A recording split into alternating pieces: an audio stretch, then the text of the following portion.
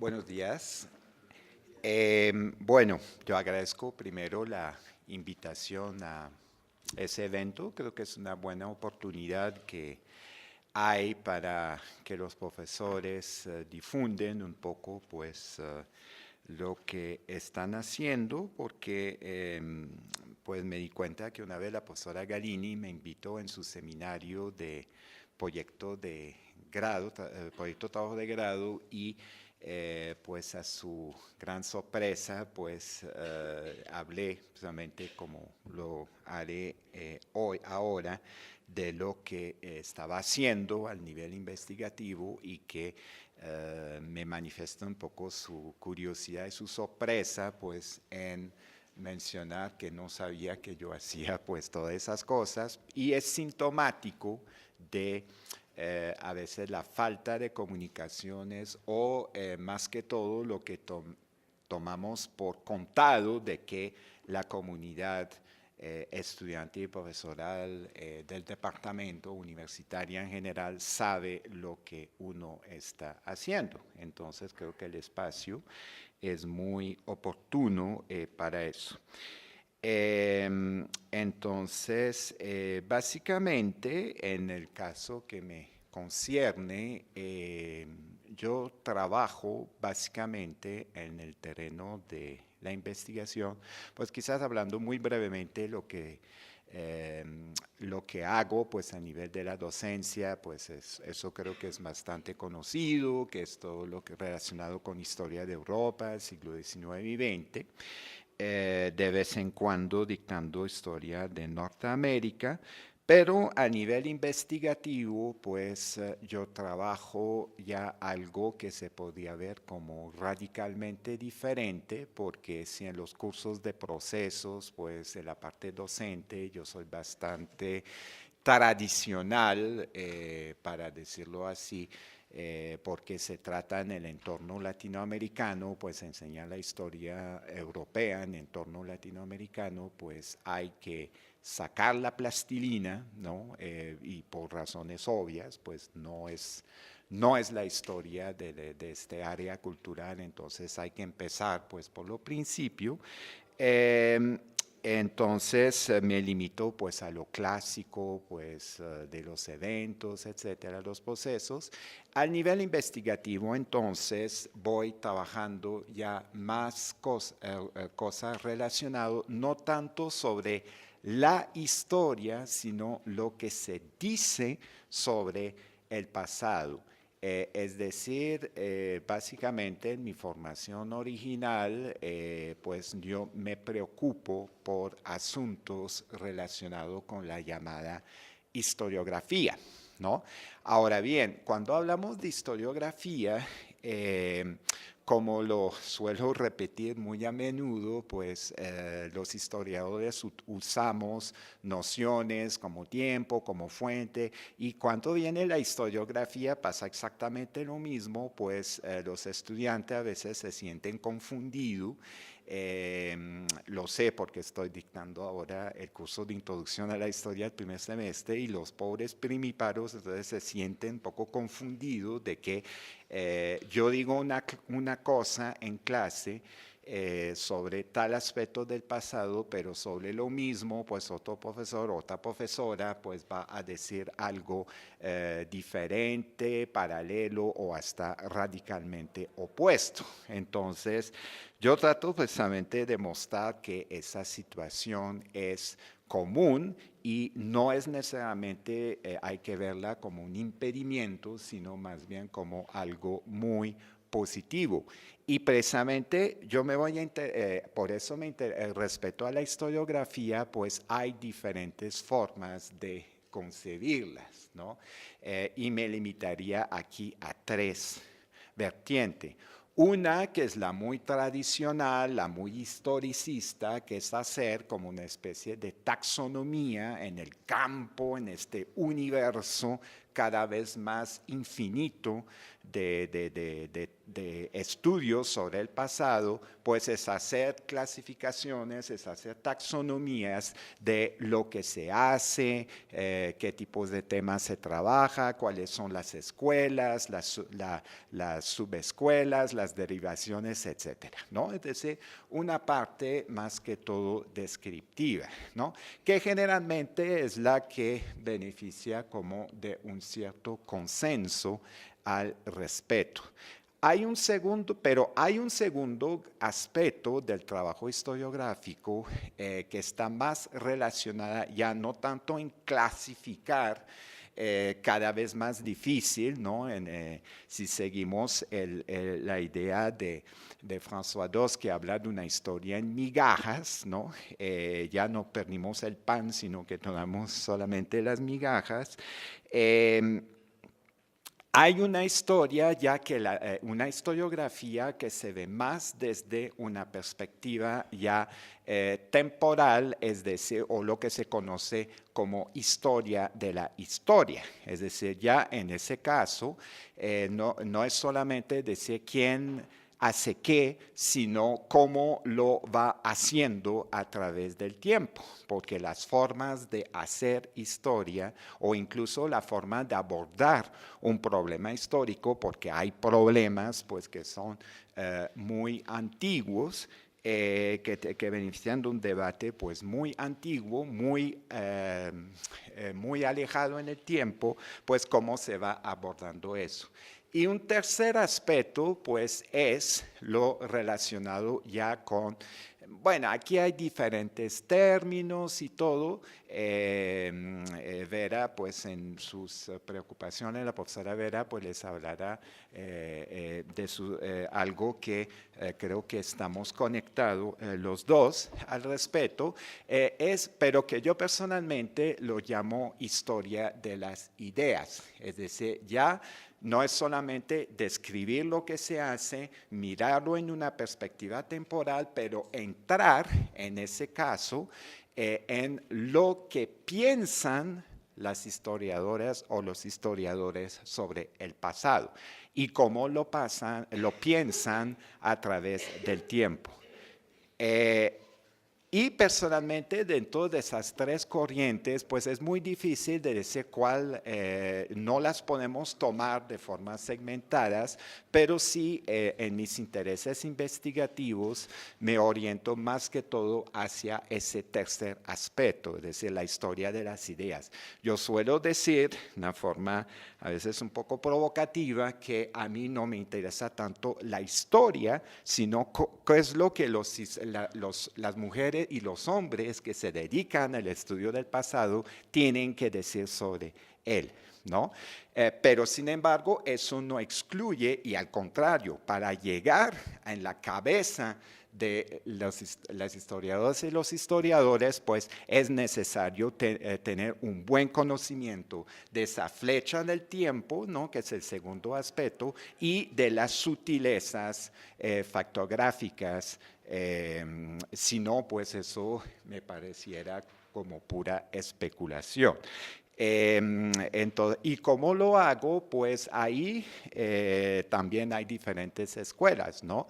Pero en ese sentido, pues yo resulto ser una persona bastante ecléctica en cuanto a los conceptos que se puede usar, pero yo tengo una preferencia en ese sentido, en esta historia de las ideas históricas, a ir por el lado de la narrativa, ¿no? Decir cómo se escribe o cómo las personas han escrito o han pensado el pasado a través del tiempo. Y en ese sentido, yo he tenido como dos enfoques que he privilegiado al respecto. Decir, uno que tiene que ver con lo que pues a veces pues se conoce como la teoría francesa, ¿no? Es decir, todo ese asunto del postestructuralismo, con Barthes, con Derrida, etcétera. Y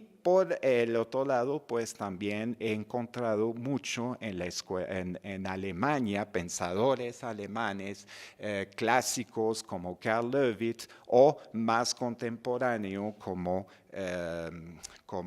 Peter Sloterdijk, donde particularmente me fascina su obra, su trilogía, es una obra muy compleja, pero supremamente interesante y fructífera para pensar el pasado, que es su trilogía Esferas, donde la burbuja, el globo y la espuma. ¿No? Entonces, porque yo he visto muchas relaciones en precisamente una historia, por ejemplo, de tipo historicista, positivista, pues es una historia en forma de burbuja. Las grandes escuelas históricas, incluso tomando Brodel para imitarme ese ejemplo, la historia total pues se relacionaría con el globo, y esa historia en migaja, y ahí voy a terminar para hablar, yo no compartiría aquí necesariamente la angustia que tiene Dos respecto a una historia en migajas, porque está en migajas si la pensamos desde una idea de historia total, es decir, el globo que habla Sloterdijk, y más bien pensar una totalidad, pero ya una totalidad pluricéntrica, fluida, dinámica, que sería la que él describe como el mundo pues, de la burbuja, el mundo pensado como espuma. Se me acabó el tiempo, voy a parar aquí. Muchas gracias por su atención.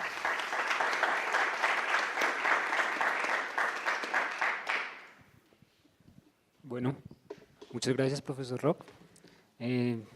Damos la bienvenida a la presentación de la profesora Vera. 10 minutos como peluquear bobos.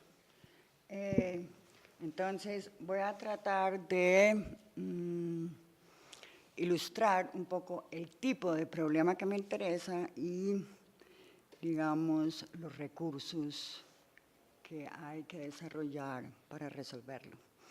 Entonces, para ilustrarlo, me voy a referir a una experiencia, es la siguiente.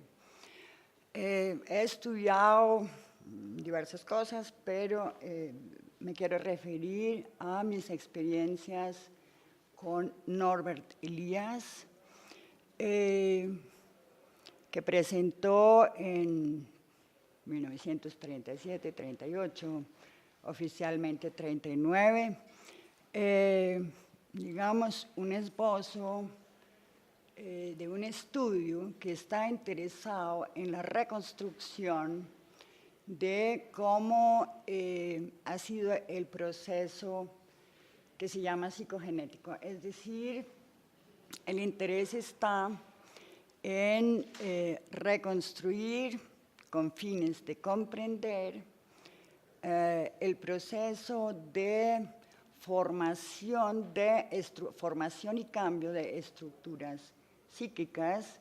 Normalmente se conoce, digamos, como el tema de los comportamientos, pero los lectores tienden a ver que, bueno, que ahí se describe como aparece en algunos países, por lo menos, el tenedor, el escupidero, como del escupidero pasamos al pañuelo, a la servilleta y esas cosas, y frecuentemente se escapa el interés central de Elias en el desarrollo del pensamiento, que no es de ideas específicas, sino de maneras de pensar. Bueno, yo he tenido de esta obra y de posteriores trabajos, búsquedas, elaboraciones de Elias, una cierta idea. Me ha parecido representativo, Elias, del esfuerzo por superar, digamos, las restricciones que pone una cierta manera de pensar estos problemas, los problemas del pensamiento y del comportamiento, así como de la percepción en los humanos, a partir de un piso que nosotros conocemos como filosófico. Y esto me ha parecido absolutamente central en las preocupaciones de Elías, lo he confirmado en archivo y demás. ¿Con qué experiencia me he encontrado?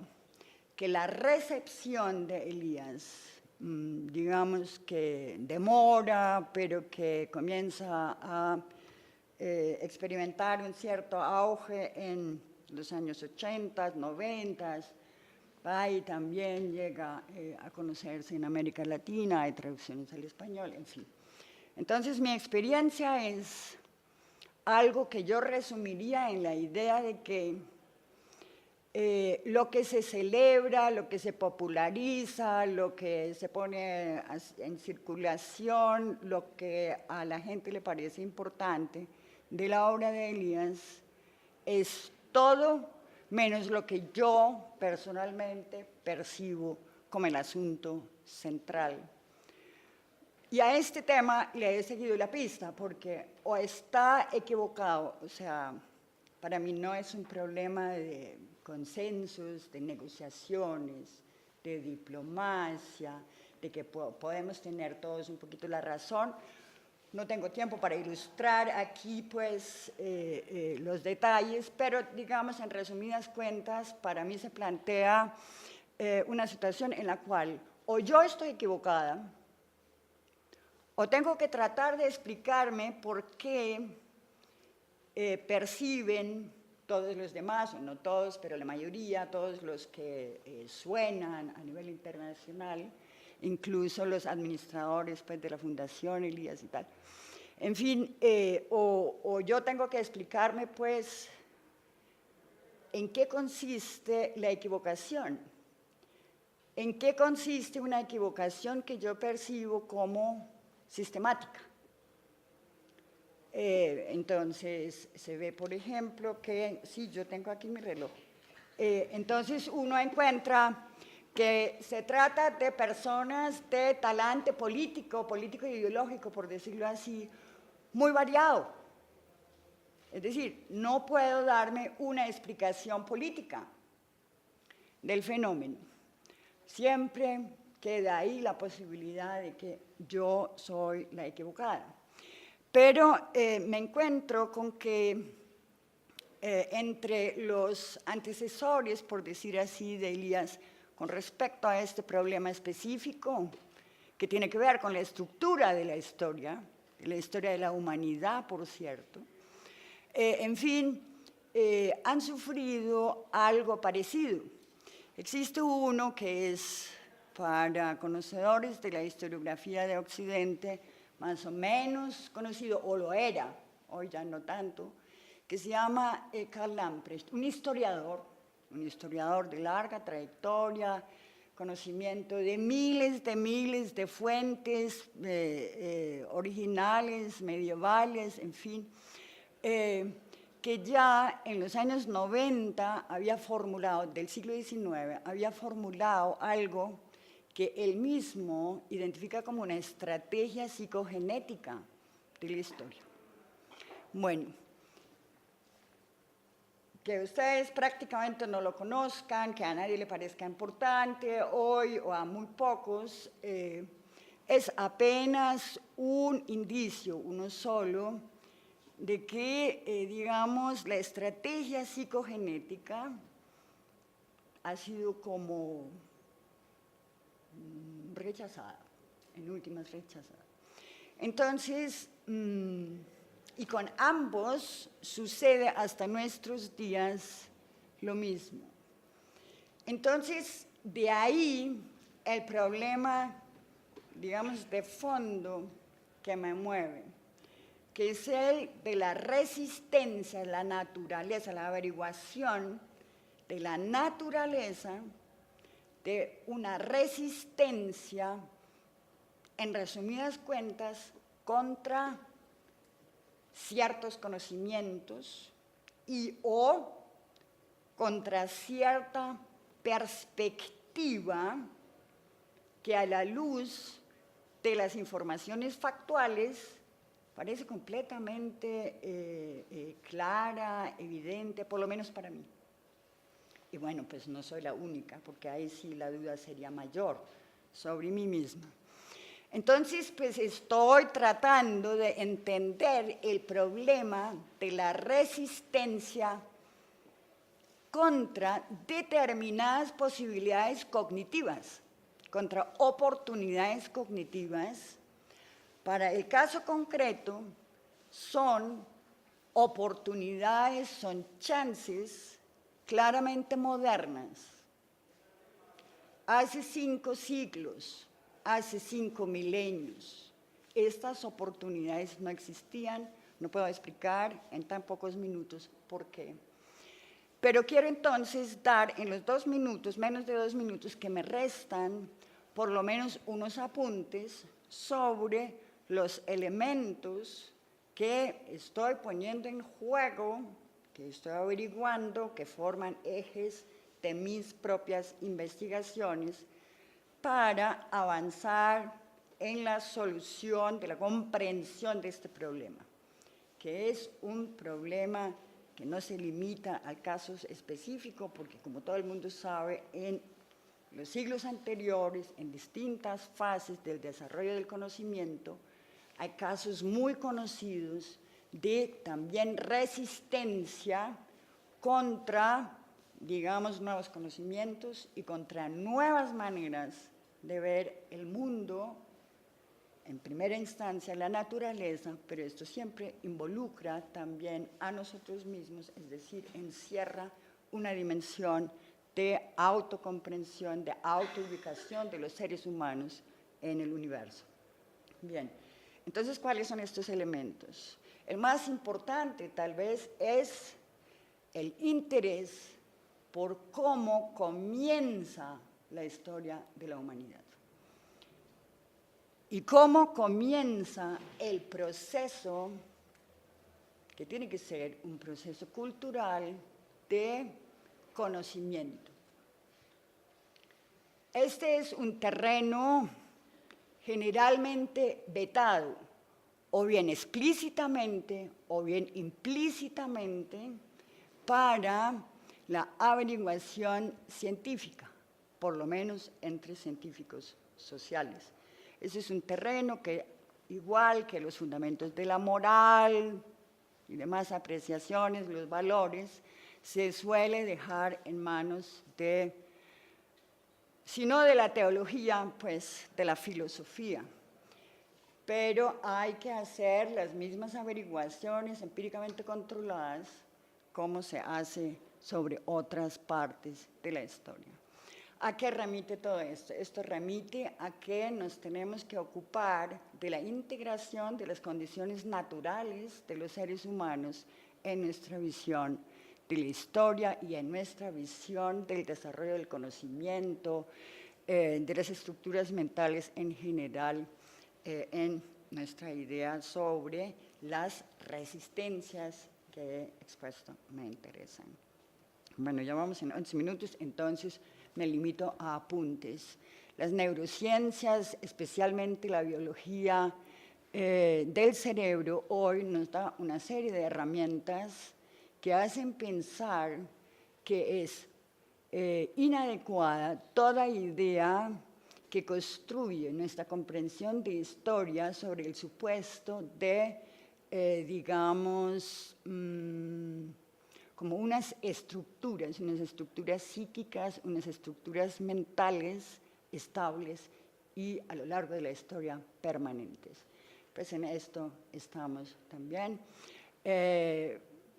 Otro digamos, input que está al alcance de nuestra mano hoy es el conocimiento sobre los procesos ontogenéticos, que son los de el desarrollo, digamos, de un ejemplar de la especie prácticamente desde su concepción biológica hasta su muerte.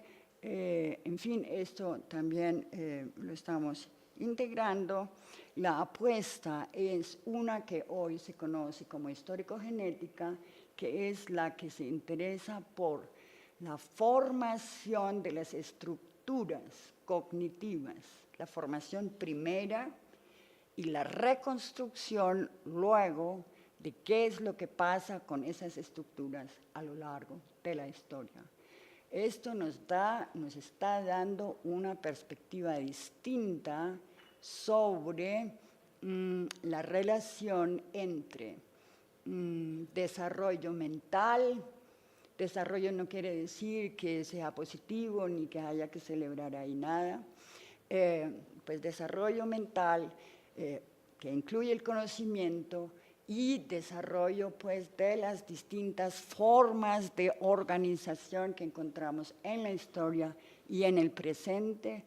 En el horizonte de esta reconstrucción se encuentra, entre otras cosas, la averiguación sobre la naturaleza del bloqueo ante el cual uno se encuentra cuando encuentra que nos resistimos a la reconstrucción del proceso psicogenético que toma en serio la posibilidad de diferencias en las estructuras psíquicas fundamentales en las distintas etapas de la historia de la humanidad.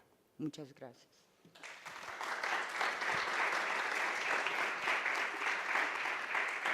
Muchas gracias a la profesora Vera Bailer. Damos la bienvenida al profesor Hernando Cepeda. Muchas gracias.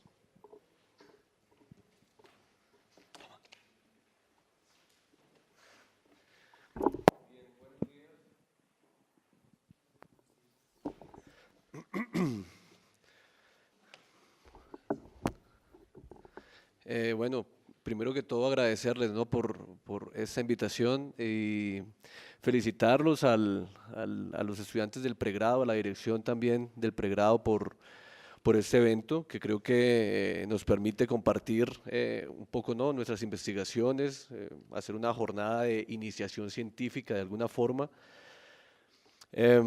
Y bueno, tal vez aprovechar entonces este espacio para contarles cómo llego al último tema. Uno va como transformando sus intereses y se va nutriendo de nuevas corrientes que justamente con la experiencia docente va moldeando, ¿no? los objetos históricos. Yo comencé ahí con el profesor Archila. Yo comencé a mirar un poco la cuestión de la música rock, me gustaba mucho y trabajé entonces con nociones de protesta social, de movimiento social, en fin, ahí salieron cosas buenas, cosas no tan buenas, se hicieron cositas. Pero ese trabajo lo fui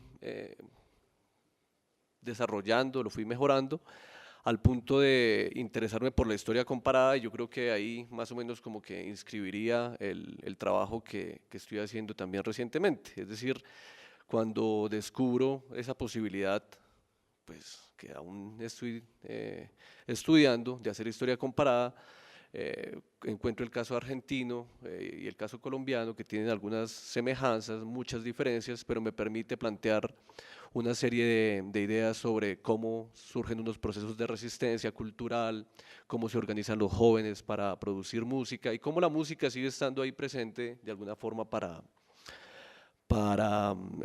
construir unas ideas, unas representaciones y unas prácticas culturales, es decir, alrededor de esa música cómo se va creando una identidad, puede ser nacional en algún momento. Eso es todo muy grande y en 10 minutos yo sé que no va a tener tiempo de explicarlo todo. ¿Eso a dónde nos lleva? Entonces, en principio,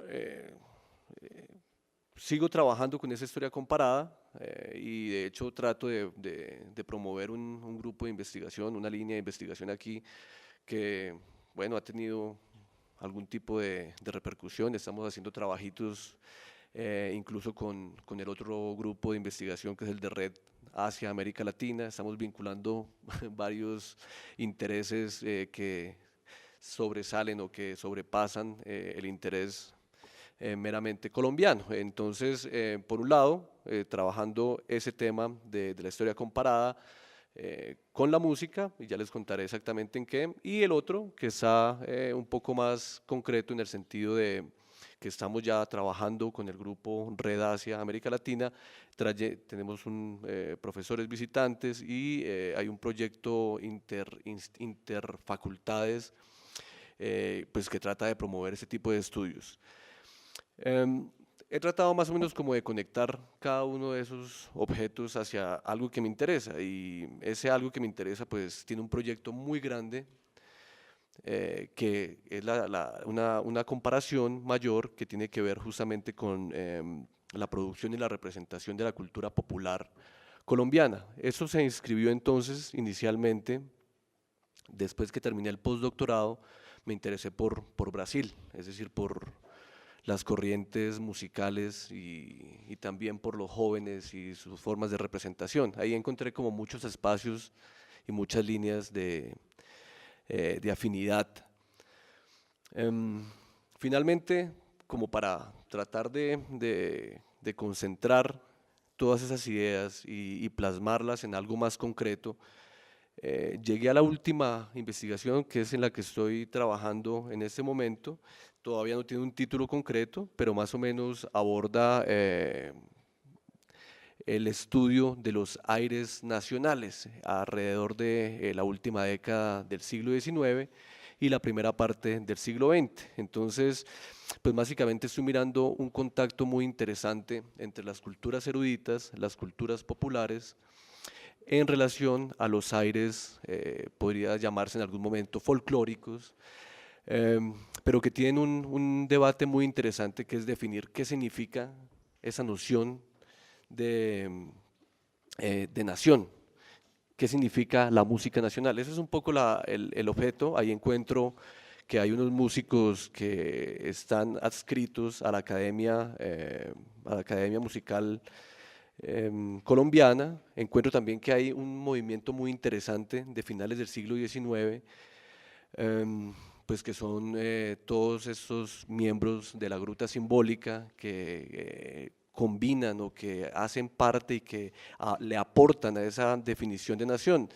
Y sobre todo que ese periodo es muy interesante, esa última década del siglo XIX y los primeros años del siglo XX, es porque justamente entra un elemento que ahí creo que conecta todos los otros trabajos que había estado realizando, y es la industria cultural, es decir, la industria de la música de alguna forma entra a catalizar o a unir casi que todas esas ideas que tenía sobre la música, sobre la identidad, sobre la resistencia, y encuentro que, y esa es un poco una tesis simple, pero que seguramente concentra varias de las hipótesis más pequeñas, y es que es la industria cultural la que produce la nación, es decir, la industria de la música.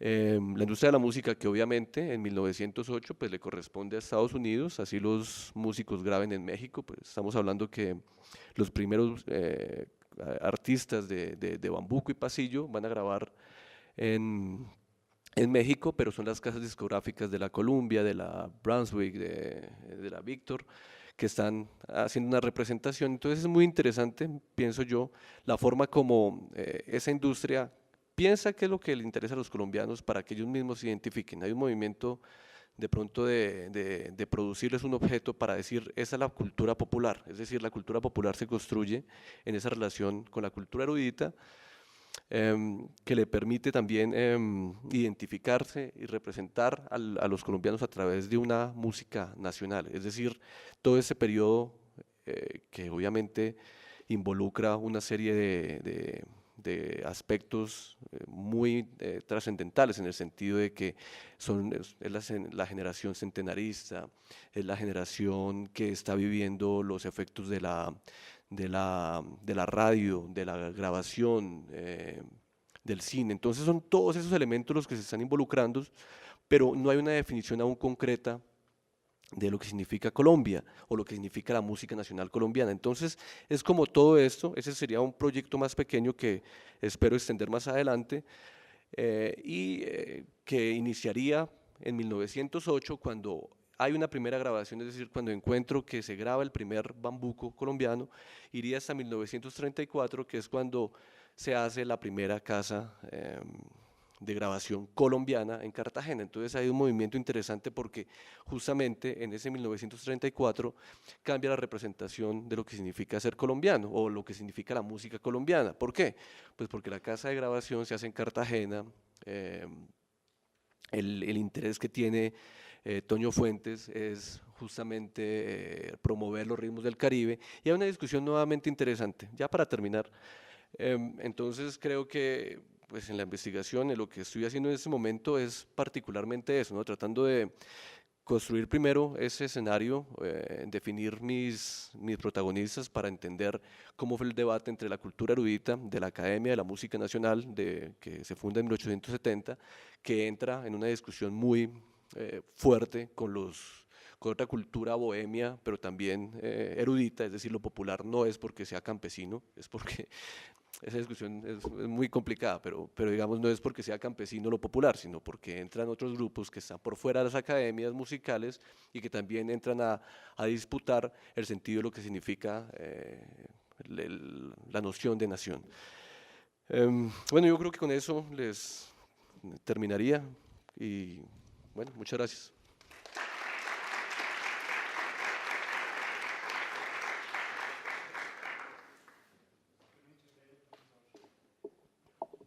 Al profesor Cepeda, Nando Cepeda. Seguimos con la profesora Estefania Galini. Muchas gracias. Yo también me uno a las felicitaciones a la representación estudiantil, a la coordinación del pregrado. De reunirse a escucharnos es un proyecto que venimos discutiendo desde hace mucho tiempo, pero nunca tuvimos la ocasión y quizá las fuerzas para organizarlo y hacerlo, así que pues felicitaciones a quien sí lo logró. Yo me dedico a la historia humana, solo que los humanos que me interesan a mí son seres humanos que comen, se reproducen, caminan, se fatigan, tienen problemas de respiración, excretan, a veces piensan, pero piensan mientras hacen todo el resto de estas cosas. Entonces lo que me interesa a mí de la historia es, si quieren, su aspecto más material, lo cual no quiere decir que no haya, y que no me haya concretamente dedicado a lo que se piensa de, pues la voy a llamar de esta interacción o de este ser biológico que acostumbramos a llamar ser humano.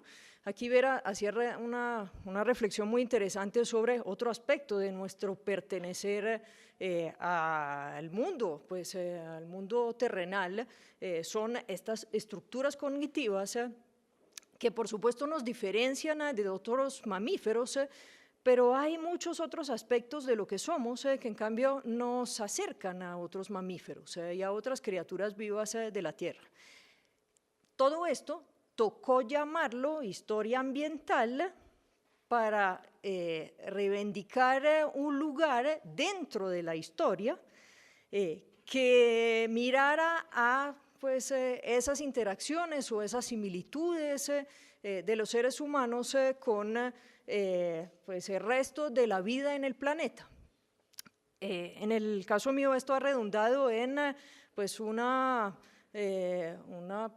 construcción de una línea de investigación, la línea de historia ambiental, que pertenece al grupo de Historia, Ambiente y Política aquí en el Departamento de Historia, y ha sido el área en el cual me he movido. Estaba a punto de terminar un proyecto de investigación en el cual he participado en los últimos 4 años y a través del cual he podido incluir también a varios estudiantes egresados de historia de este departamento, doctorándose en historia. Entonces ese es otro aspecto relevante de las actividades de investigación, las redes a las cuales pertenecemos. Y dado que la historia ambiental es un campo relativamente reciente, pues por cuestiones biográficas me ha tocado vivir la etapa de su constitución. Y ha sido supremamente interesante porque me ha dado la posibilidad no solo de pues, hacer investigación, sino de participar en la constitución institucional de un campo. Esto ha quitado tiempo a la investigación también, porque ha significado dedicarse a la constitución de la Sociedad Latinoamericana y Caribeña de Historia Ambiental, a la Red Colombiana de Historia Ambiental, al grupo de investigación al cual pertenezco, a las instituciones internacionales que de este campo se ocupan. Entonces me he encargado en varias etapas de funciones institucionales varias. Y recientemente, pues como la historia ambiental o quizá los problemas ambientales y la sensación en particular en Colombia, sensación empíricamente sostenida, que la conflictualidad social se va a ver cada vez más asociada a contenidos ambientales, pues esto yo creo que ha aclimatado la historia ambiental en las políticas públicas, en particular colombianas, de una forma interesante. Y entonces nos ha permitido a mí y a otros colegas coinvestigadores de empezar a entrar en lo que estoy empezando a aventurarme a llamar la historia ambiental aplicada, o más bien los usos públicos de la historia ambiental. Esto ha significado para algunos de los egresados participar en grupos de investigación, participar en proyectos sobre el levantamiento de memorias ambientales en zonas rurales, han sido llamados en cuanto historiadores ambientales y yo he tenido la oportunidad de trabajar con el Instituto Humboldt construyendo una especie de manual de historia ambiental para los funcionarios que están recorriendo el país haciendo estudios que llevan a la delimitación de páramos, de la cual derivan una serie de apropiaciones muy prácticas de la naturaleza en el sentido de minería, de definición de parques. En este momento estoy como construyendo con la ayuda aquí de Camilo Murcia unas propuestas para el plan de investigación del Jardín Botánico, pues de nuevo una actuación rara para un historiador, pero supremamente interesante. Y por la misma razón todas estas experiencias está como transitando del proyecto que está cerrando, este que le acabo de mencionar, que es un proyecto que se llama Sostenibilidad de Sistemas Agrícolas Históricos, es un proyecto internacional que aplica la metodología y el concepto de metabolismo socioecológico, es en esencia medir y entender los flujos de energías y materiales de entrada y salida de los sistemas agrarios. Entonces una historia, si quieren, agraria y muy material. He estado transitando a través y gracias un poco a estas experiencias más aplicadas a unas reflexiones también historiográficas sobre qué quiere decir hacer uso público de la historia ambiental. Entonces, digamos que lo estoy investigando más en términos historiográficos y aventurándome ahora a presentar unas ponencias y escribir como algunos artículos a este respecto. Tengo en pausa, pero como en pausa permanente, una investigación que me gusta mucho, pero que no encuentro como el yogur. A mí me gusta mucho el yogur, pero no entiendo cuándo lo puedo comer, porque siempre es otra cosa la que voy a terminar comiendo. Hay una investigación que me gusta mucho, pero nunca encuentro como dónde es el momento de consumirla, que es la historia de la basura en Bogotá. La vengo investigando desde hace ya mucho tiempo y tanto conceptualmente, teóricamente como empíricamente. He escrito solamente una cosa muy chiquita sobre el programa Basura Cero de Petro, tratando de hacer una reflexión sobre pues, por qué el tema de la basura es supremamente político. Y en todo este recorrido me ha tocado por biografía vivir la etapa. Yo estaba en pues como ustedes están ahora, cuando surgió Internet. De ahí se dan cuenta del grado de dinosaurio que soy. Pero esto ha significado que toda esta experiencia académica y científica ha ocurrido en el transcurso de una revolución tecnológica y conceptual profunda. que he seguido y he observado desde su nacimiento y que cada vez me interesa más también porque se está conformando como un nuevo campo del saber. La historia digital y las humanidades digitales que me interesan desde el punto de vista de la práctica del historiador. Me interesa entender qué es lo que podemos ahora hacer gracias al hecho de que hay archivos digitales. Me interesa poder usar las máquinas y no solo que me usen a mí en varias formas. Me interesa saber cuáles nuevos archivos podemos inventarnos y cuáles son los que existen, pero podemos pensar de otra manera.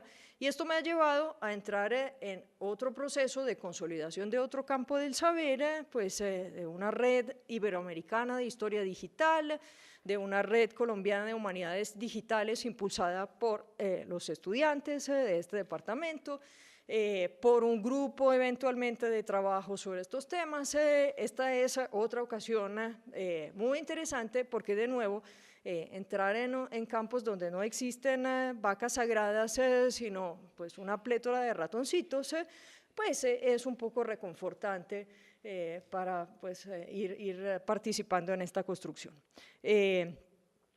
Creo que en esto voy un minuto más, pero no, se lo regalo al siguiente. Muchas gracias.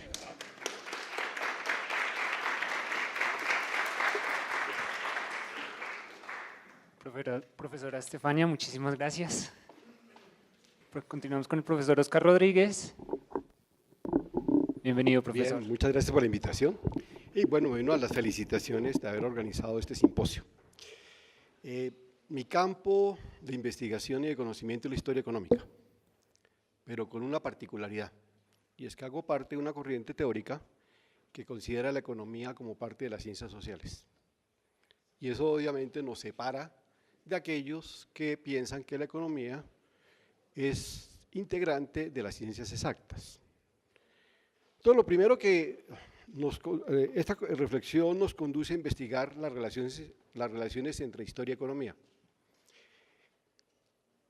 Lo que predomina en la teoría económica es esta teoría que las ciencias exactas guían los análisis económicos. Y no es cualquier el debate, porque de esta opción teórica se desarrollan políticas económicas que consideran las finanzas como algo eficiente, que han llevado a un alto nivel de concentración del ingreso, que conducen a la pauperización y a la informalidad laboral, que construyen una catedral metafísica sobre este tipo de conocimiento. Entonces el debate no solamente es un debate histórico, es un debate político. Y esto nos ha conducido a mirar en una colección que tenemos, que se llama la colección de Historia Económica, Social y Política, que tiene ya 3 tomos,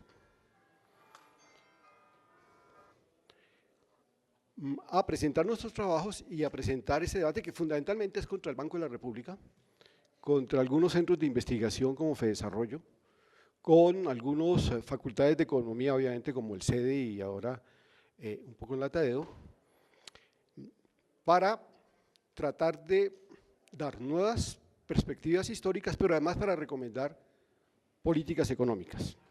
Ese es el primer componente de la relación entre historia y economía. El segundo componente tiene que ver con un punto que es muy débil en la teoría económica estándar, y es el problema de la moneda, y no es cualquier cosa, porque la moneda la consideran como un instrumento económico. La concepción de la moneda conduce a la autonomía y la independencia del Banco Central, pero detrás de todo esto, la concepción de la moneda está fundamentalmente tratando de legitimar los procesos de concentración de capital y los procesos de los grupos económicos que imperan en este país. Nosotros tenemos una aproximación de la moneda un poco diferente. Como hacemos parte de que la economía es una ciencia social, Nuestra concepción de la moneda se apoya mucho en los desarrollos de Anales, pues, en la sociología económica, en la antropología, René Girard, y en la Escuela Francesa de la Regulación. ¿Cuál es lo que caracteriza ese tipo de análisis nuestro? Obviamente es una visión transhistórica.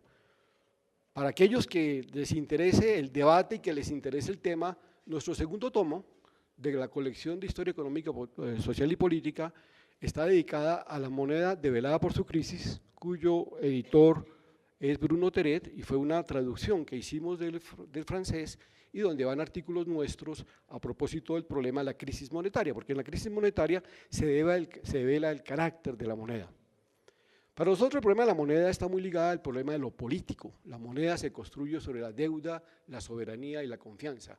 Por lo tanto, los regímenes monetarios son regímenes de opciones políticas. O, para ir más, tener un tema más cercano, pues ¿por qué en Colombia hay una banca central independiente? Pues porque hubo una constitución del 91. ¿Y quiénes fueron los sectores que llegaron a esta constitución? Entonces hay que mirar los sectores sociales y políticos que a través de un juego de transacciones lograron imponer este tema como tema central. Pues la moneda está muy íntimamente ligada al político. La moneda está muy ligada al problema de la deuda. Y acá obviamente el debate es muy grande porque para Adam Smith y para toda esta corriente ortodoxa, la moneda es derivada de la economía del trueque y que gracias a la moneda la economía mercantil se desarrolla. Desde la antropología se ha demostrado que la moneda es anterior a la economía del trueque y que gracias a la moneda es que la economía mercantil se desarrolla, o sea, la relación es completamente inversa. En este debate, por ejemplo, uno encuentra la producción del Banco de la República, donde cuando ellos construyen la historia monetaria, pero no solamente la construyen en términos de un conocimiento para el público, no, es que hacen un manual que se llama La presencia del Banco de la República en las aulas, en primaria, en secundaria. Y entonces su análisis es fundamentalmente considerar que todas las formas de organización monetarias anterior a la del Banco de la República con la autonomía fueron formas deformes. Entonces, este es un mensaje pues, de blindar este tipo de instituciones frente a reivindicaciones democráticas. El tercer tema, porque ya se me está acabando, que nosotros trabajamos es sobre los sistemas de protección social. Este tema ha sido objeto de 7 libros. Tenemos una colección que se llama La Seguridad Social en la Encrucijada y otra que se llama Estudios sobre Protección Social.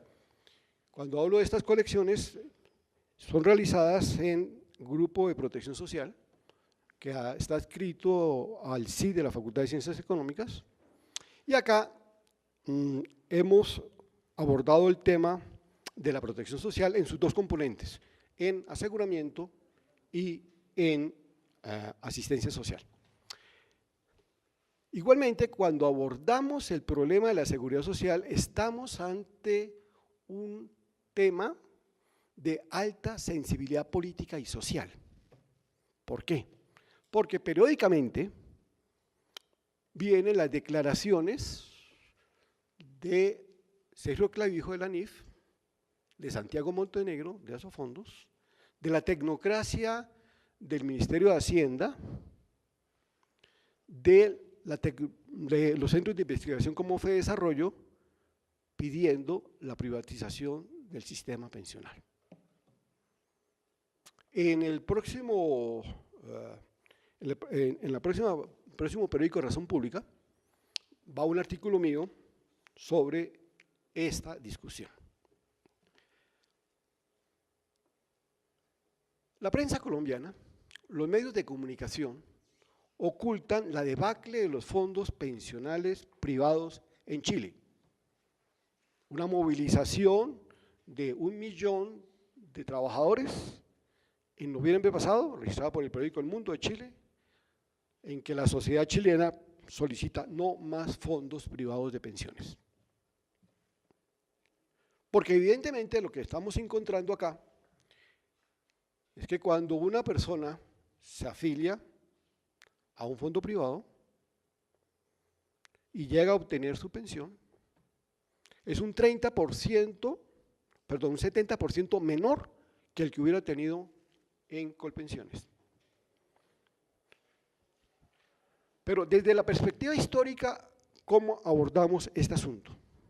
Pues hemos hecho una historia de la seguridad social en Colombia.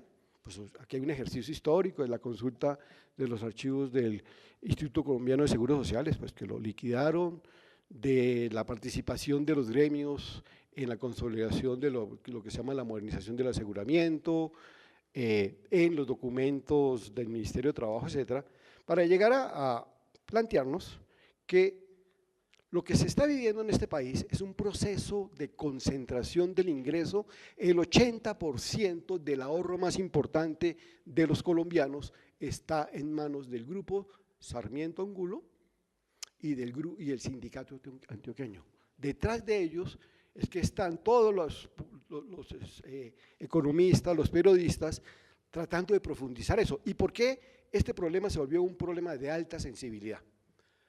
Por una razón muy sencilla, pues además del caso chileno, de lo que sucedió en Argentina, que volvieron al sistema público, es porque los trabajadores colombianos están adquiriendo un poco de cultura y se está produciendo un fenómeno de traslados de los fondos privados al fondo público. En el último informe de gestión de Mauricio Reina de Colpensiones, se calcularon que alrededor de 500.000 personas en el último año se devolvieron. La dinámica es una dinámica que está preocupando a los fondos privados. Cuando algunas personas entraron y se afiliaron al raíz, pues eran pajaritos en el aire.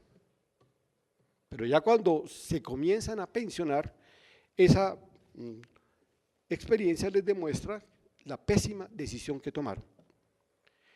Nosotros desde la historia explicamos por qué se produce este fenómeno y necesariamente tenemos que llevar a la historia del mercado laboral, porque la seguridad social se construye sobre la dinámica del mercado de trabajo. Entonces tenemos que dar respuesta a por qué se presenta la informalidad, la precariedad y la informalidad. Bien, desafortunadamente pues no tenemos muchos éxito convocando estudiantes de pregrado a los cursos que dictamos, pues estamos ante situaciones en las cuales uno abre un curso y llegan 3 estudiantes de pregrado, afortunadamente llegan de maestría y llegan de otras universidades, por lo tanto el curso se puede sostener, pero no logramos mayor audiencia y sensibilidad. Tal vez entre las razones que encuentro es porque piensan que las clases en historia económica es un conjunto de ecuaciones, de comportamiento matemático, y hay ese rechazo. No, si uno se mueve en que la historia, que la economía es parte de las ciencias sociales, la cosa es mucho más agradable. Bien, gracias.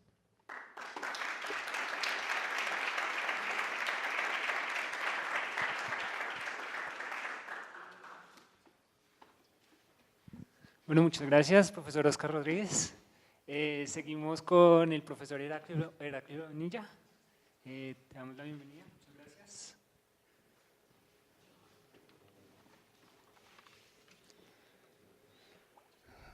Buenos días. Yo quisiera igualmente agradecer al profesor Pablo Viñolo y a los compañeros que tuvieron la excelente idea de organizar este foro, porque es una excelente oportunidad, efectivamente, de conocer lo que hacemos. Y solo deploro que el tiempo asignado sea muy breve, porque impide efectivamente una discusión más a fondo, pero en fin, es un buen comienzo. Miren, en noviembre del año pasado la universidad me informó que en junio debía retirarme de la universidad por límite de edad. Entonces estaba muy alegre porque pensaba que en adelante me dedicaría a regar las plantas de mi jardín y a pasear a mis mascotas. Pero luego en enero me dijeron que debía trabajar 5 años más, de manera que sospecho que pueden imaginar cómo recibí esa noticia.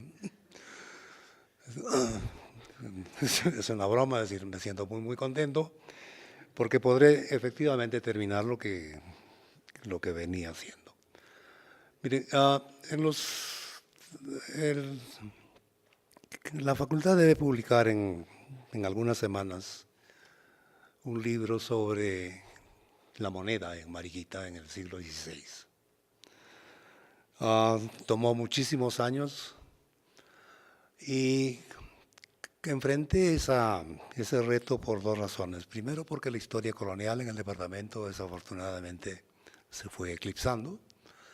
Y en segundo lugar, porque, y espero que el profesor Rodríguez esté de acuerdo conmigo, no existe efectivamente una teoría monetaria para explicar el funcionamiento de telas, el funcionamiento de pepitas de oro como moneda. Y aparte de eso había que enfrentar el reto de la paleografía, de manera que eso explica que prácticamente durante una década haya dedicado el tiempo a eso, con altibajos, por cierto, por otras obligaciones. Y en segundo lugar, la Rectoría publicó una edición de un libro titulado Errata o el bricolage en la historia. El libro está completamente agotado y ahora se prepara una segunda edición. La razón es muy simple, es decir, en historia hace mucho tiempo que olvidamos de pensar nuestra disciplina y creo que era necesario efectivamente volver a recordar cuáles son los problemas profundos que plantea efectivamente la construcción del conocimiento en historia. El profesor César Ayala tuvo la imprudencia o la impertinencia de hacer una entrevista para su serie Los autores de historia, de manera que en 3 horas, él tuvo mucha paciencia, una paciencia santo, traté de explicar efectivamente cuáles eran las premisas que informaban mi trabajo. Ahora, como decía, yo pensaba que en diciembre o a partir de diciembre del año pasado iba a dedicarme a descansar, pero con esta nueva y feliz noticia tuve que pensar en algunos proyectos de investigación. Esos proyectos de investigación tienen que ver, desafortunadamente, con la concepción clásica de la historia económica y social en el sentido fuerte de la palabra, en la cual tuve la suerte de ser formado tanto en Francia como en Inglaterra. Y en ese contexto son 3 proyectos los que están en marcha. La primera es una historia económica comparada de Perú y Colombia en la primera mitad del siglo XX. Ahora, por cierto, existen muchas historias económicas sobre este tema y sobre este periodo. No obstante, la dificultad en esta aproximación radica, por razones obvias, en que básicamente las áreas analizadas son aquellas que fueron sensibilizadas a través de la producción de un conjunto de bienes destinados al mercado internacional. Y cuando no se hizo eso, se trató de estudiar aquellas áreas que proporcionaban insumos, ya sea de bienes de consumo, de fuerza de trabajo, para el funcionamiento de esos, entre comillas, enclaves modernos. Lo que quedó enteramente por fuera, y esto representa una dificultad técnica muy grande, es el estudio de la historia económica y social que permanecieron relativamente impermeables, es decir, que ni siquiera sirvieron como la producción de insumos para las áreas modernas. Hay unas dificultades enormes desde el punto de vista de detectar fuentes, pero espero que con paciencia esto se pueda hacer porque, repito, sigue constituyendo el agujero negro en términos del conocimiento. Lo segundo es, y yo termino muy rápidamente, es un análisis de la formación de la clase trabajadora en Colombia, en su vertiente minera. Y aquí igualmente hay 2 dificultades. Cuando se habla de la clase obrera o se habla de las organizaciones de la clase obrera, que es importante, o se hablan de los programas de estas organizaciones. Pero requerimos efectivamente una historia, una especie de antropología política de saber quiénes son o quiénes fueron efectivamente esos primeros obreros.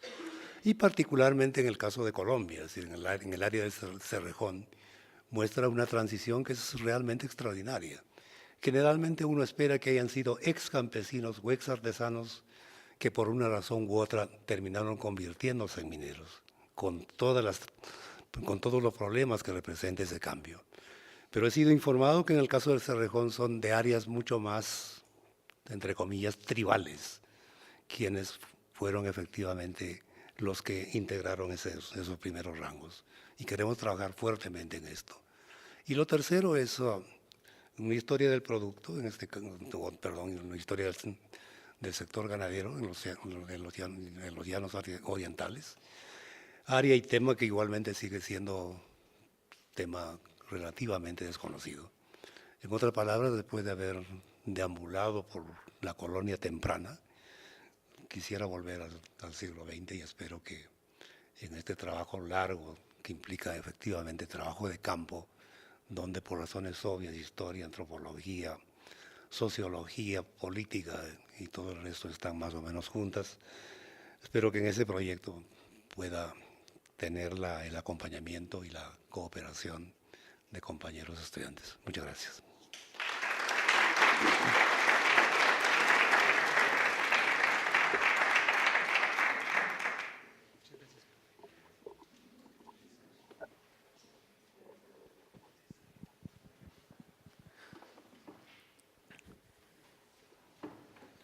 Bueno, muchas gracias, profesor Heraclio. Continuamos con nuestra serie de exposiciones con el profesor Francisco Ortega. Damos la bienvenida.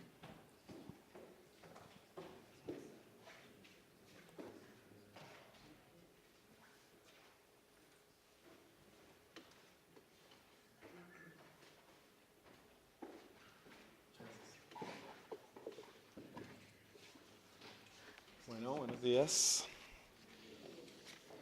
Y muchas gracias, sin duda, al profesor Pablo Viñolo, a los estudiantes y a todos los demás que tomaron iniciativa para organizar este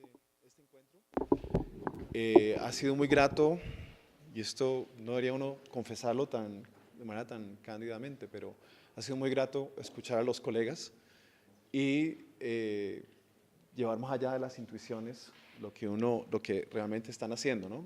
y aprender de manera más concreta. Yo soy profesor asociado del Departamento de Historia desde el 2004 y tengo, por decirlo así, varias líneas, varios intereses que he trabajado. Uno que trabajé por mucho tiempo, que quizás no es tan protagónico ahora, pero que en algunos casos me sigue ocupando, tiene que ver con una cadena de problemas que estaban ahí, tenía que ver con, digamos, la sensación de la experiencia de crisis aguda, lo que se puede llamar, digamos, de manera sintética trauma, el problema de la historia, la historiografía y la relación con la memoria y también con la producción cultural, cómo la producción cultural elabora esas memorias y genera interrogantes que son importantes. De ahí salieron un par de libros en que recogieron intervenciones también de colegas y amigos y estudiantes. Un libro sobre, digamos, que se llama de Vina Das, no recuerdo en este momento el título exacto, no importa, pues es del 2010, y otro sobre trauma, memoria e historia, que también recopila una serie de ensayos bastante importantes, ambos con unas introducciones que trataban de situar la problemática y la serie de problemas que estaban ahí enunciados. En realidad, desde que he llegado, digamos, mi línea de trabajo más importante ha estado enfocada en lo que yo llamaría la historia política e intelectual de la colonia tardía y de la primera mitad del siglo XIX. Es un problema para mí que lo abordo, me enfrento desde la manera en que los retos, en que los diferentes protagonistas del momento enfrentaban esos retos, tal como lo vivieron los contemporáneos, en otras palabras, como lo describieron, cómo decidieron responder a esos retos, es decir, dentro de lo que diríamos el lenguaje y sus autolimitaciones. Me interesa entonces una historia que restituye, por decirlo así, las problemáticas tales como fueron enunciadas por los diferentes actores. Particularmente el periodo, les decía yo, un poco entre 1770 y 1870, es decir, el colapso del orden monárquico y la respuesta que eso suscita, las inquietudes que eso suscita, los grandes retos que eso genera, y el intento fundamentalmente para constituir una nueva comunidad política, lo que podríamos llamar de manera también muy sintética la invención de la República, que hay que señalar es un momento fuerte, muy potente en términos políticos. Yo diría que en términos de la historia política, digamos, de Colombia, son unos momentos cruciales, fundamentales, además de ser fundante. Ese momento de gran crisis y momento de respuesta, al revisar la historiografía, al revisar digamos, las diferentes fuentes, mi convicción es que lo hemos comprendido, por lo menos desde esa perspectiva que estoy enunciando, lo hemos comprendido muy pobremente. Hemos comprendido muy pobremente la densidad cultural, la densidad intelectual de ese periodo, la relación, por decirlo así, entre experiencias de los diferentes actores, aquello que ellos tenían para poder responder a esas crisis, a esas críticas, a ese momento de crisis, y las expectativas que los animaban, que les permitía entonces convertir esas experiencias y tratar de responder a esas críticas a través de proyectos políticos muy concretos.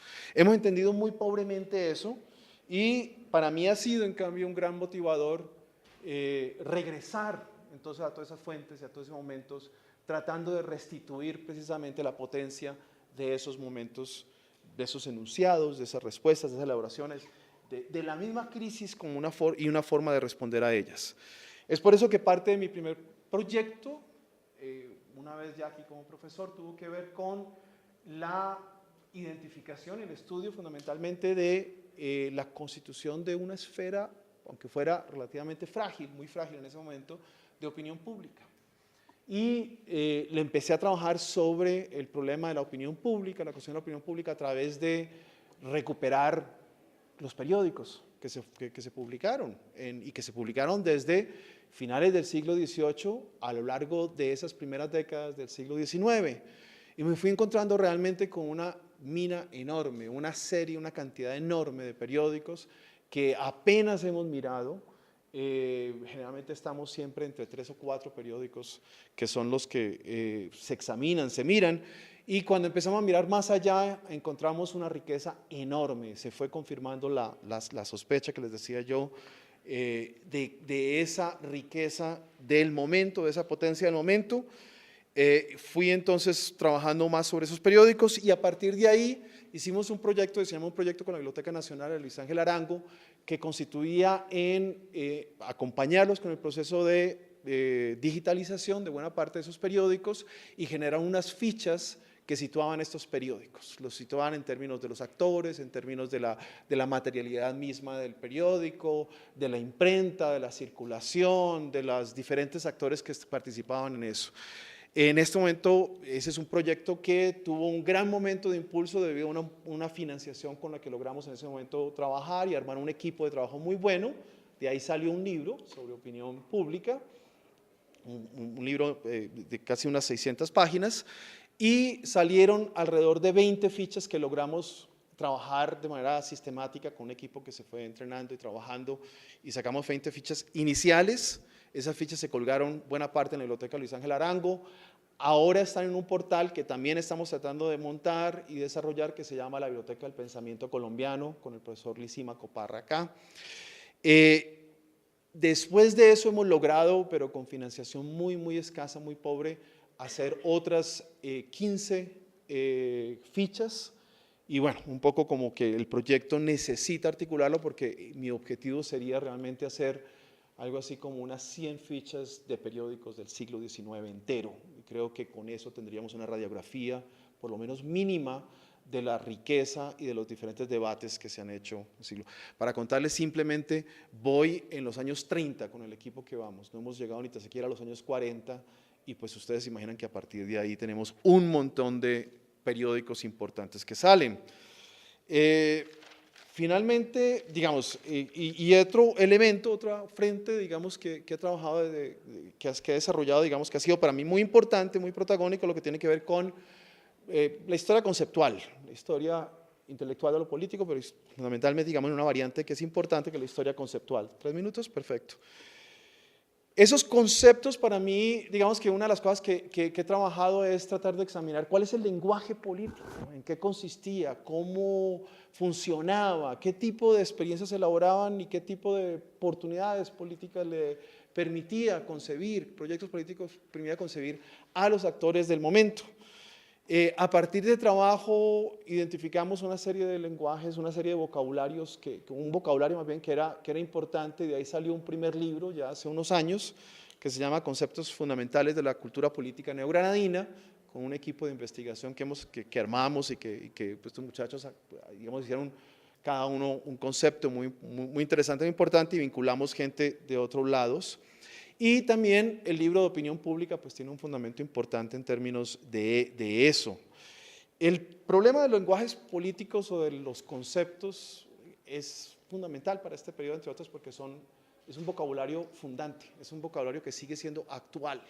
Entonces, investigar esto no es simplemente una curiosidad del pasado, sino de alguna manera también es recuperar las premisas bajo las cuales nuestra propia comunidad política sigue de alguna manera operando, con o no sin la legitimidad, pero el mismo hecho de que esos lenguajes políticos pueden estar en crisis, regresar a los momentos en que son elaborados, nos permite generar por lo menos una reflexión, una intervención crítica.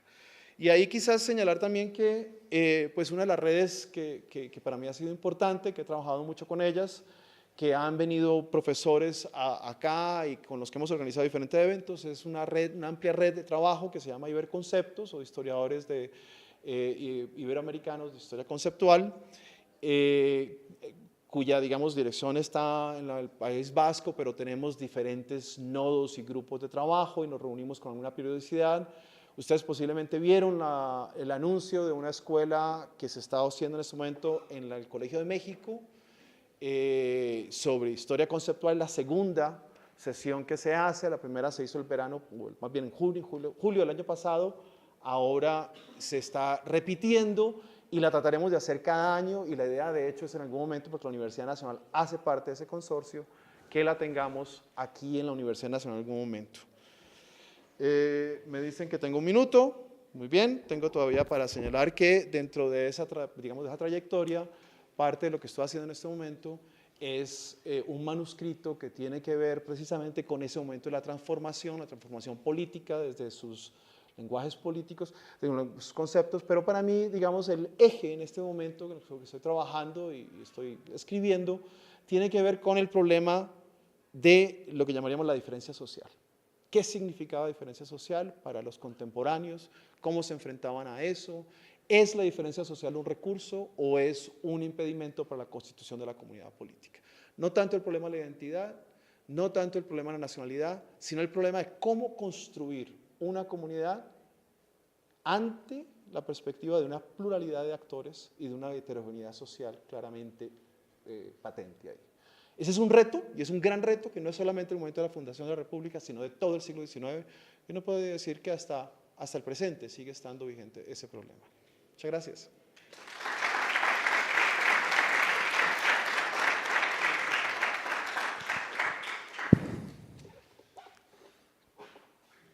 Bueno, muchas gracias al profesor Francisco. Continuamos con el profesor Darío Campos y terminamos con el profesor Paolo, ¿sí? Bueno, buenos días. Yo vengo aquí a la carrera. Ya había dicho a las 10, cancelé allí y vine a las 10 y bueno, entonces voy a la carrera. Bueno, en primer lugar, buenos días y les voy a comentar brevemente qué es lo que nosotros hacemos, pues no solamente pues, desde el departamento, sino también en el instituto que ahora estoy dirigiendo, que se llama precisamente Instituto de Investigación en Educación. Algunos se preguntarán, bueno, ¿y por qué hay un historiador ahí? La razón es sencilla. La razón es que yo soy graduado de pregrado como historiador, profesor en historia. O sea, es como si hiciéramos el equivalente acá a historiador, licenciado en historia. Ambas cosas. ¿ya? Ese era el perfil, entonces pues uno sale competente para poder llevar a cabo investigaciones históricas y también para poder reflexionar a partir de su misma enseñanza y en qué significa y otra serie de elementos más.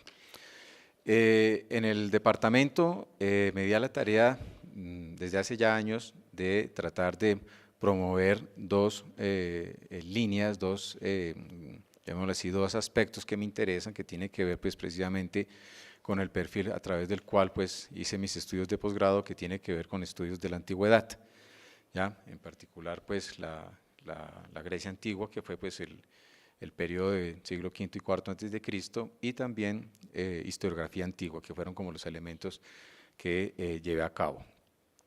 Cuando, lastimosamente, pues la temática de la antigüedad en la Universidad Nacional y sobre todo en el Departamento de Historia, pues gusta mucho, les gusta escucharla, les gusta leerla, les gusta aprenderla, pero a la hora de meterse a la problemática de su investigación ya no es tan agradable. Ya se ven dificultades, y se ven dificultades de diferente naturaleza. En primer lugar, lingüísticas, porque la mayor parte de la producción pues, está en inglés, o en alemán, o en otras lenguas. Y por otro lado, pues también se requiere un mínimo de conocimiento para el caso de la historia antigua clásica, por lo menos de griego y latín. Ya, un estudio mínimo, no pues exhaustivo, pero sí un conocimiento mínimo.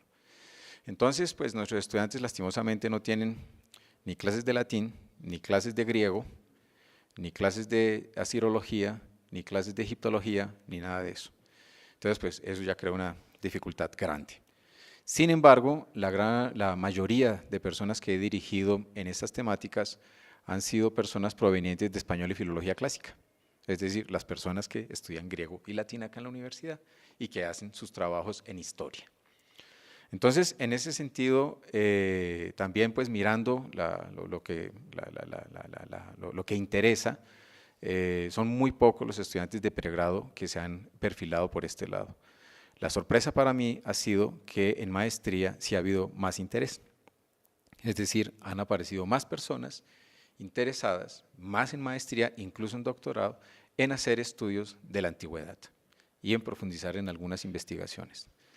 En pregrado, pues como lo venía notando, lastimosamente ahí hay una gran debilidad. Debido precisamente a lo que me encontraba en primer semestre, pues la mayoría sabe que dicto en primer semestre y desde hace años, recién ingresado a la universidad, veía esa gran deficiencia, esa gran debilidad con la que venían los estudiantes y abordar los procesos y los estudios históricos en general. Y al ver esa debilidad, me di la tarea de ver qué era lo que estaba sucediendo y paulatinamente me fui involucrando en temas de la enseñanza de la historia en el medio escolar.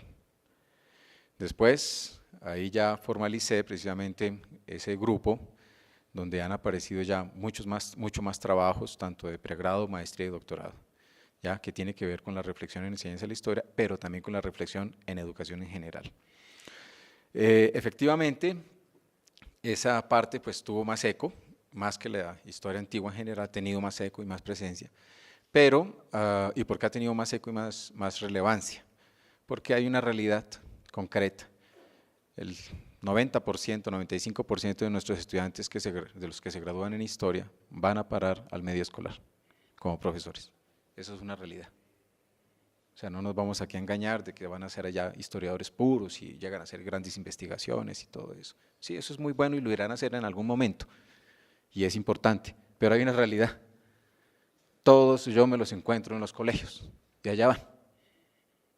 Y con otra gran deficiencia, no saben pedagogía, no saben didáctica, no saben enseñar.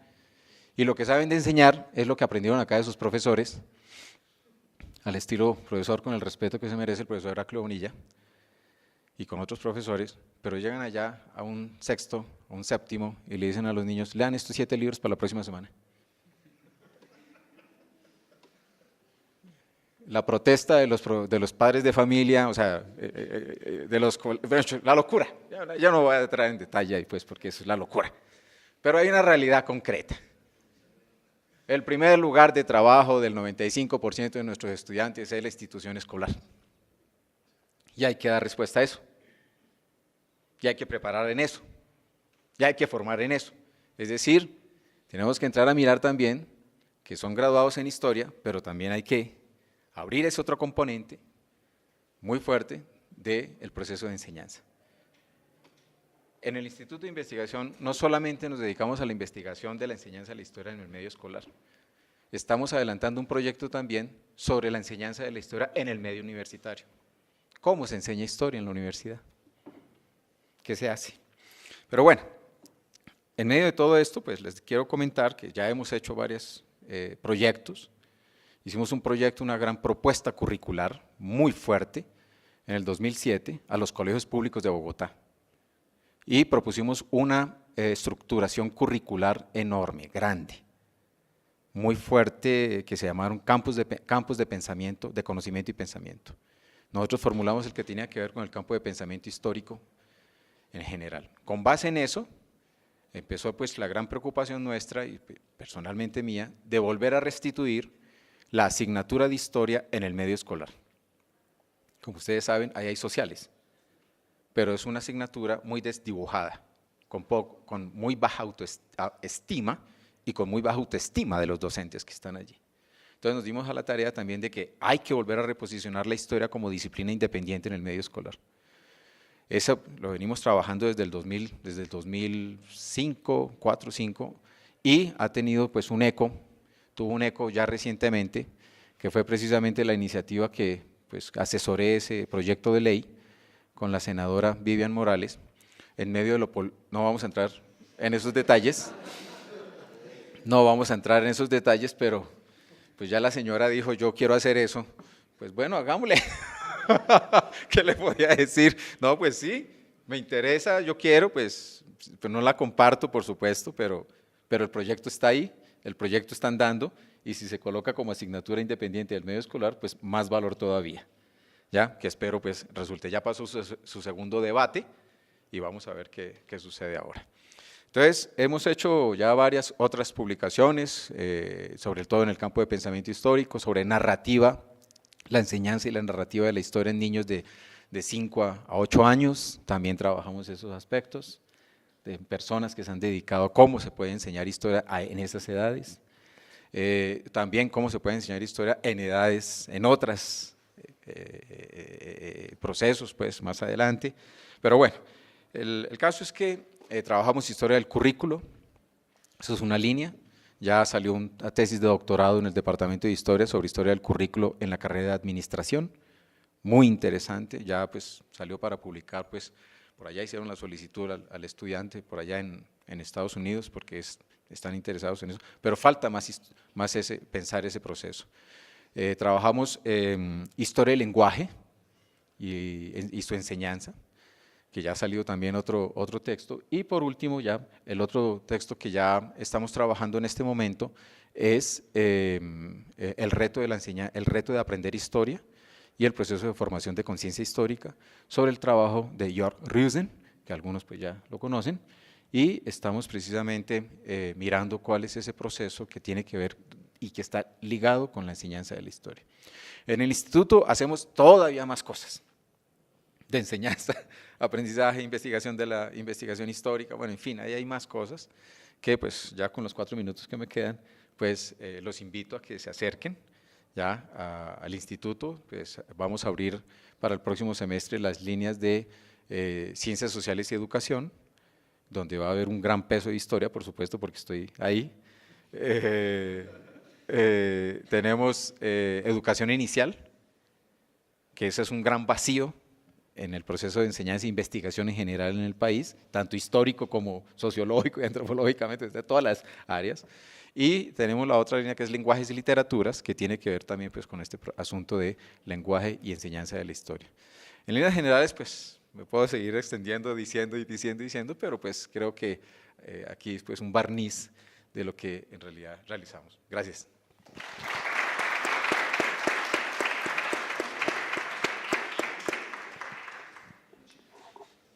Muchas gracias, profesor Darío.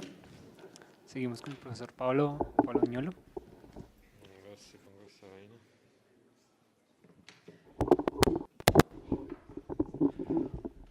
Bueno, buenos días a todos y todos. Pues antes que todo agradecer a los representantes estudiantiles, al laboratorio de Historia Digital y Cartografía Histórica.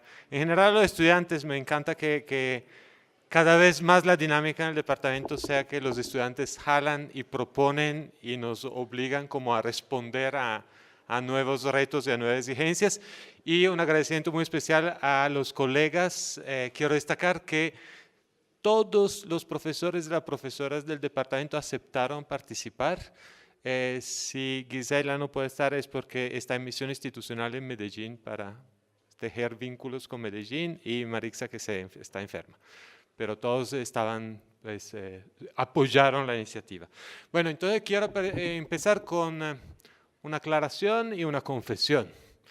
Una aclaración me parece importante, es que el propósito de lo que estamos haciendo no es tanto hacer como la versión casera de los TED, de las charlas TED, ¿sí? La pildorita de 10 minutos, estilo neoliberal. No creo que eso es lo que nos proponemos, sino que generar un espacio de cierta intimidad en la comunidad académica, donde podamos contarnos lo que se está cocinando, ¿sí? Es un experimento, vamos a ver, hay cosas para mejorar, pero la idea un poquito es esa, es como, ¿qué se está cocinando en la olla? ¿Qué investigaciones se están dando? Además, para que esa relación entre estudiantes y profesores vaya creciendo. Y aprovechando de esa idea un poco, que es un espacio de cierta intimidad, voy a hacer una confesión.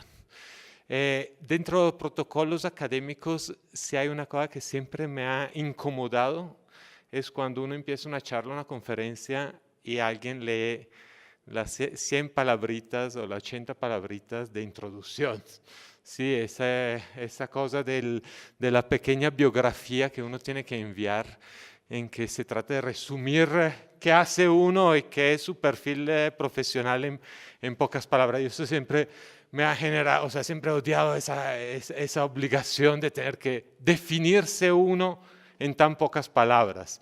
Y creo que eso tiene mucho que ver con esa inquietud de ponerle a uno etiquetas, ¿no?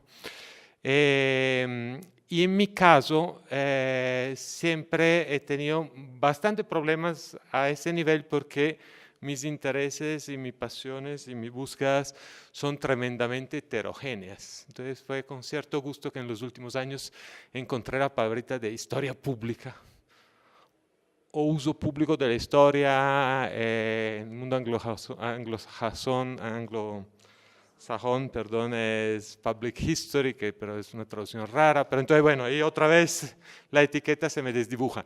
Pero digamos, eso de historia pública, uso público de historia, me permite juntar y encontrar una sombrilla que da cuenta de mis variados y múltiples intereses. Y a nivel teórico, a nivel temático, a nivel metodológico y a nivel político. Entonces, voy rápidamente a hablarles de eso, más que de proyectos específicos.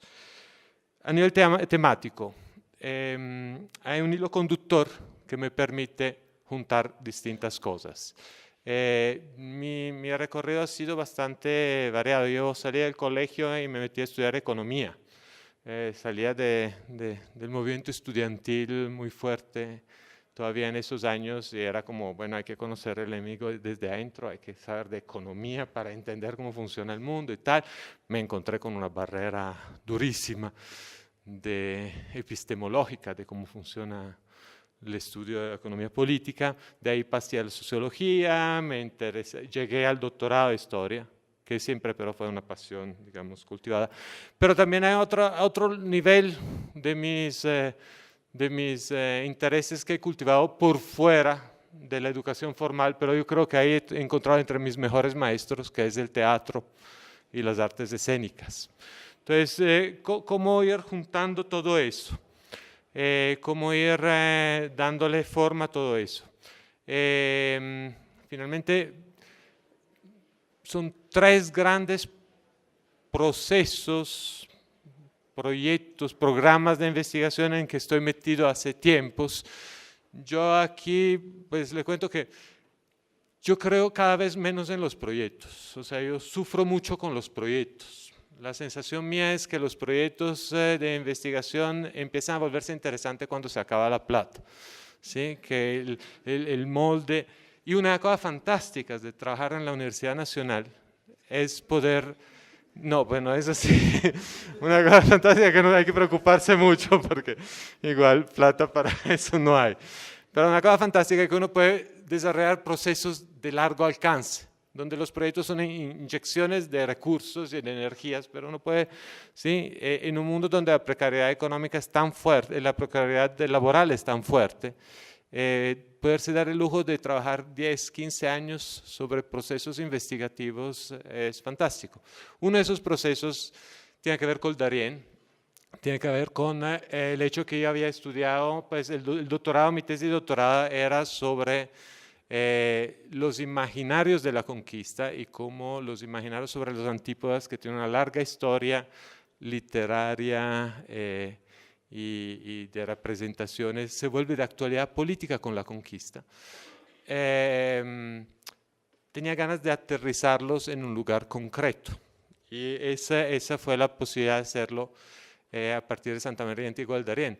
Pero desde la primera vez que fuimos, les contaba ayer que fuimos como 15 veces en salidas de campo y innumerables veces de otra forma, uno se daba cuenta que eso no podía ser simplemente un proyecto histórico arqueológico, tenía que ser un proyecto social. ¿Sí? Hoy en día l'ICANN va a declarar la zona de Santa María Antigua del Darién el quinto parque arqueológico de Colombia.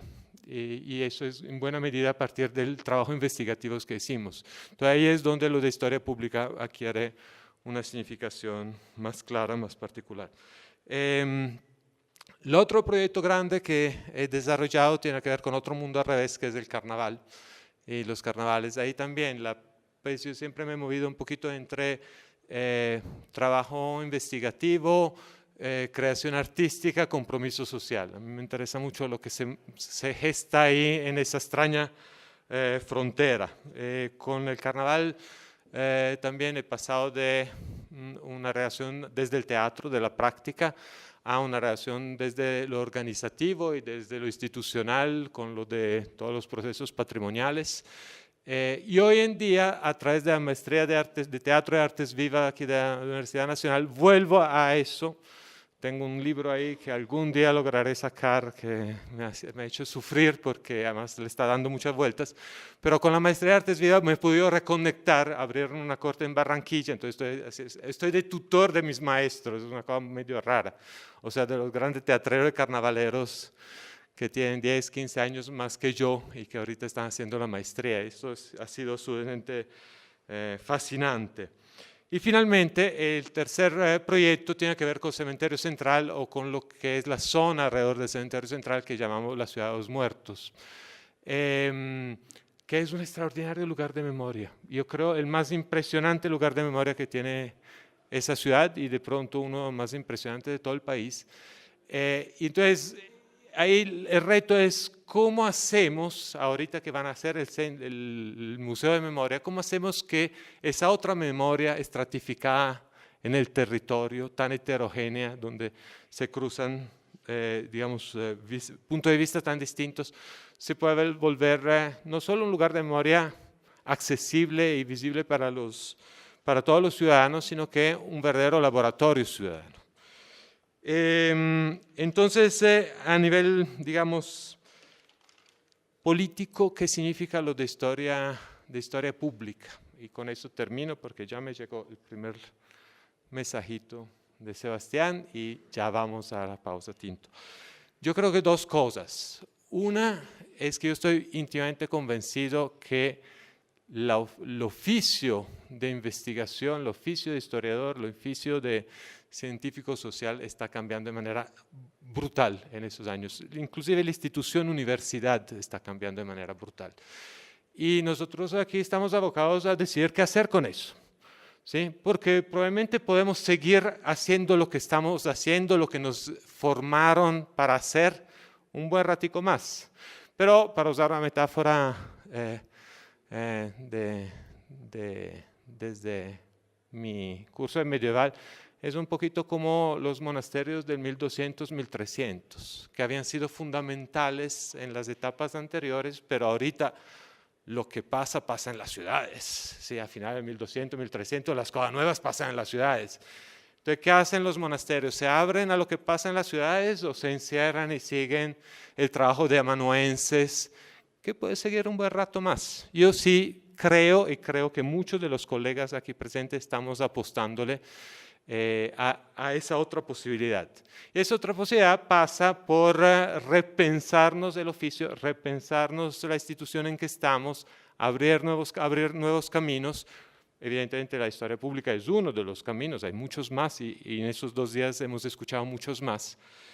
Y para mí en particular me interesa mucho la idea de laboratorio ciudadano, es decir, un lugar donde los saberes académicos e institucionales pueden encontrarse y construir junto con otros saberes que han sido tradicionalmente marginados de la universidad y de la academia, y rescatar una tradición que es muy fuerte en esa universidad, pero ha sido un poco también ocultada, invisibilizada, que es lo de la investigación acción participativa.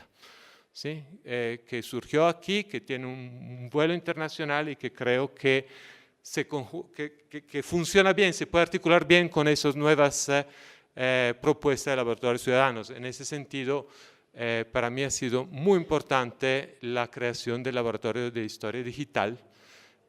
Historia digital y historia pública tienen una relación muy íntima y creo que a partir de ahí Stefania hoy decía que la historia ambiental ha sido un reto fascinante porque además era construir un nuevo campo para América Latina. En la historia pública está pasando algo parecido. Se está construyendo un campo y muchas veces recogiendo cosas que ya se venían haciendo bajo otros nombres, como siempre pasa.